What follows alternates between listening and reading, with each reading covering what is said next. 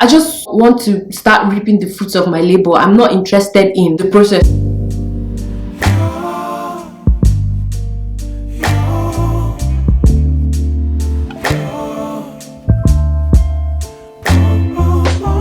Welcome back to the channel. If you're new, thank you so much for stopping by. Please stay. Kindly hit the subscribe button, like this video, share, comment, all that good stuff, and let's keep growing this community together. In today's video, I just wanted to share a couple of habits I picked up in 2023 that really helped me have a better year. 2023 was a good year for me mentally and emotionally. I realized that I did quite a number of things differently this year. I'm pretty happy with a lot of the outcomes, I would say. I mean, obviously it wasn't a perfect year, but I can say that, you know, emotionally and mentally, so many areas that I would have struggled with in the past year, I did do so many things differently and I saw a lot of better and more positive outcomes. That's pretty much what I wanted to share in this video. The first thing is I learned the pause. It's basically that little bit of space you give between something happening to you and your reaction. Just that 1 to 5 seconds, maybe 10 seconds to actually settle down into your brain, not saying something immediately, not doing things immediately, calming down and actually just taking a few seconds. Trust me, those few seconds make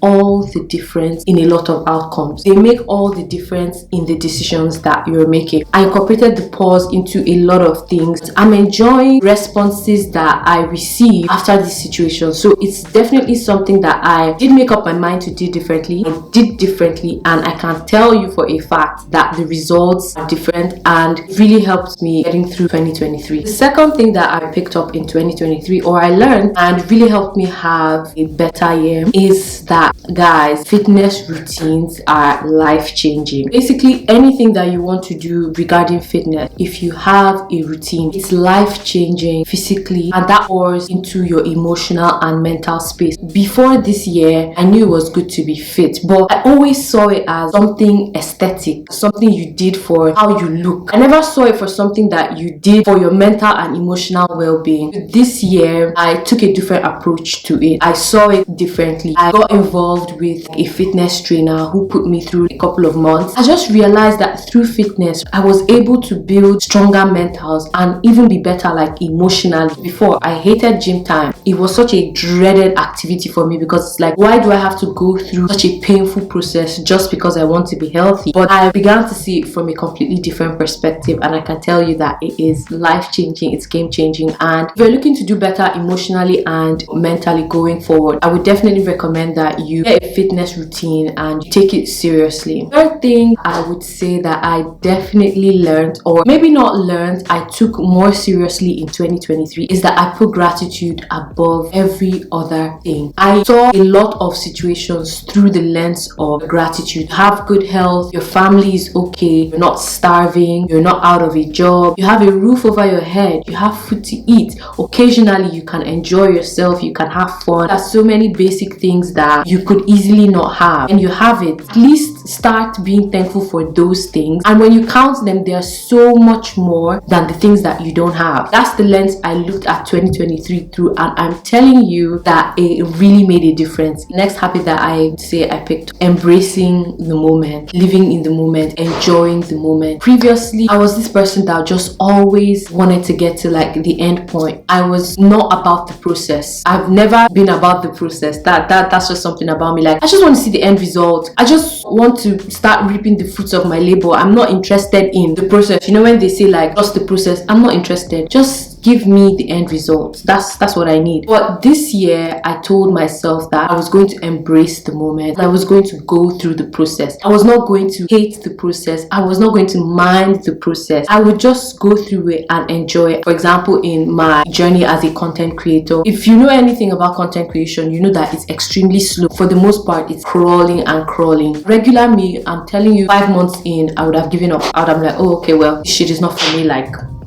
That used to be my mindset. But this year I told myself, you're going to calm down, you're going to embrace the moment, and you're going to commit to something. Doesn't matter how long it's going to take, you will commit to it. And that kind of thought, or that kind of thought process, pretty much kept me pushing like throughout this year. I'm nowhere near giving up, and to me that's so important. Before now, I didn't experience this like steadfastness in anything that I tried to do, and that's simply because I hated the process. I never embraced the moment. Being a beginner was not a concept to me. To me, you need to go from starting and in 1, 2, 3, 4, 5 being at like, thinking back, it was such an unreasonable way to look at things. But I'm grateful that this year I incorporated, embracing the process in a lot of things, in healing and just dealing with life generally. I embraced the process this year, and it made such a difference in my life. Final thing that I wanted to share that I picked up this year is resting in my value. What I mean by resting in your value or resting in my value is there's this general feeling for so many of us that we're not enough, we're not good enough in various aspects of our lives, right? We just always feel like we're not good enough, and that's pretty much because we're not resting in the value that we know that we provide. We're always comparing or never being okay, never being satisfied. This year I learned to rest in my value, in the value that I provide to the people around me, for example, in the value that I provide at work. What that did for me is that it gave me feeling or a sense of being enough. I may not be at my highest or my peak point in life where I'm aspiring to be, but even at the level that I am, I'm enough. What other people decide to do with that value has nothing to do with me, because like I said, I'm resting in my own value. If they choose to see value, then that's great, but if they choose not to see that value, that's also great. But I'm fine even if someone else does not appreciate it, doesn't see it, doesn't feel like it's worthy or it's worth something. That's also okay. I'm not going to overstretch myself because I'm trying to make people feel a type of way